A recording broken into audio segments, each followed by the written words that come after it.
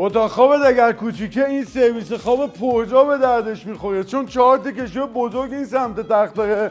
علاوه بر اون این پاف نشیمن رو داره که خودش 2 تا در کمدی داره همراه این صندوقچه اسرارش که مخفیگاهشه. اگر هم اینجا رو دوست نداشتی این میزارششه با 2 تا آینه، یکیش مخصوص آرایش کردنتونه، دومیش آینه قدی سکارش، یه طرف آینه 2 تا رختاویز لباس، 2 طرفش این سمتش هم جای کتاباتون و سیف باکس رمزارش که میتونید وسایلتون اینجا مخفی کنی. اگه اینجا هم دوست نداشتی میزارشش 3 تا کشو داره، کشو سومش، کشو دوم و کشو اولش که جا جواهرات تقسیم بندی شده، یه کشو مخفی هم اینجا خورده.